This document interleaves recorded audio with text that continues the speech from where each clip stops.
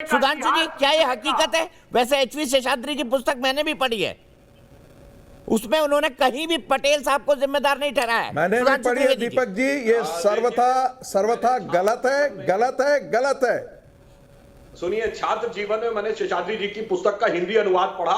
उन्होंने पुस्तक नहीं पढ़ी है, अभय दुबे जी ने पुस्तक नहीं पढ़ी है, वो मेरे पास पुस्तक है, मैं उनको संगीता जी, सुधांशु जी इकोनॉमिक टाइम्स पर मत आधारित रहे। जिस समय वीर सावरकर को 2 जन्मों के कारावास की सजा हुई, तो वो वर्ष था 1910। अभय दुबे जी, 1910 में वीर सावरकर को 2 जन्मों के कारावास, यानी 25-25 साल के 2, और उनको भेज दिया गया अंडमान निकोबार। और आपको पता 1910 में कांग्रेस का अध्यक्ष कौन था? मैं आपके दर्शकों से कहूंगा जरा जाके नेट पे चेक कर लीजिए। 1910 में कांग्रेस का अध्यक्ष था विलियम वैडनबर्ग, जो ब्रिटिश सरकार का सेक्रेटरी था।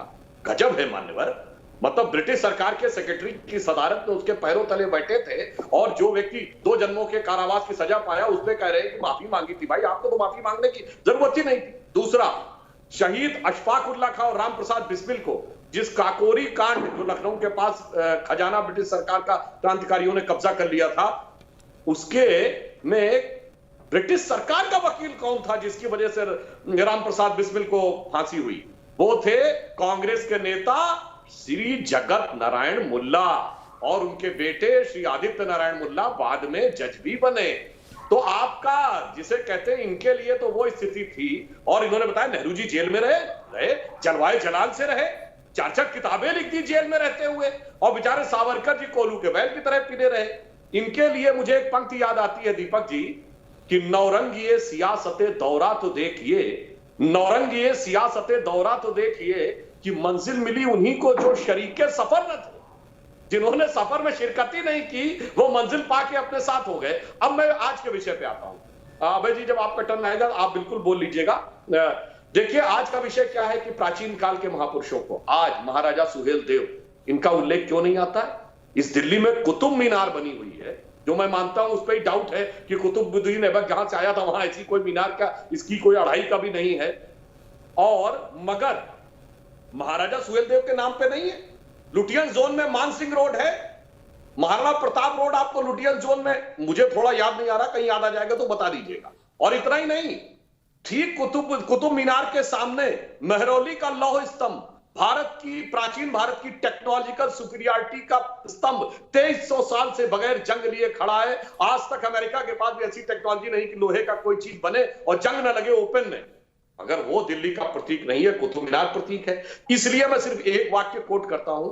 वीएस नायपॉल, वो भारतीय नहीं अमेरिकन थे, जिनको नोबेल पुरस्कार मिला 2003 में। उन्होंने किताब लिखी है इंडिया ए वुंडेड सिविलाइजेशन, और उन्होंने लिखा भारत एक दुनिया में ऐसा विचित्र देश है जो अपने लिखे इतिहास को ऑथेंटिक नहीं मानता, विदेशियों के लिखे इतिहास को ऑथेंटिक माने वहां तक ठीक है, जो हमारे दुश्मन थे जिन्होंने हम पे हुकूमत की, उसके लिखे इतिहास को सच मानता है। ऐसा विचित्र इतिहास भारत में। उन्होंने एक और बात बड़ी मजेदार कही कि दुनिया में किसी भी देश में जब लड़ाइयां हुई तो कोई एक राजा ही महान माना जाता, चाहे वो हारा हो जीता हो। पर भारत में ही विचित्र है कि महाराणा प्रताप भी महान है और अकबर भी महान है। अब मैं सिर्फ एक ही वाक्य आपसे कह देना चाहता हूं। महाराणा प्रताप और अकबर के बीच में कहते हैं महाराणा प्रताप हार गए थे। दुबे जी, आप विद्वान व्यक्ति हैं, कोई राजा हार गया, उसके 4 स्थापित पैरामीटर है। नंबर 1 वो मार दिया गया हो, नंबर 2 वो बंदी बना दिया गया हो, नंबर 3 उसने टैक्स देना शुरू कर दिया हो, नंबर 4 दरबार में जाकर हाजिरी लगा दी हो। बताइए महाराणा प्रताप ने इन चारों में से कौन सा काम किया? अब कुछ नहीं किया, फिर हार कैसे गए? आप लोगों ने गजब का इतिहास लिखा है इस देश का, प्राचीन लोगों के। और आपने जो स्वतंत्रता सेनानियों की बात कही, शहीद खुदीराम बोस, बाघा जतीन, शचीन नाथ सान्याल, सूर्य सेन, भगत सिंह, चंद्रशेखर आजाद, ये क्या थे? Revolutionary terrorist. बिपिन चंद्रा ने टेररिस्ट लिखा, और जब संसद में मामला उठाया गया तो कहते उस जमाने में जो शब्दावली थी उसको आज के हिसाब से न लिया जाए। किसने लिखा? उस कांग्रेस ने, जिसका एक भी नेता अंग्रेजों के जमाने में न फांसी चढ़ा, न काला पानी हुआ, न पुलिस की गोली से मारा गया, और न ही लाला लाजपत राय को छोड़ दिया, डंडे से भी मारा गया। और स्वतंत्रता आंदोलन हमने पाया।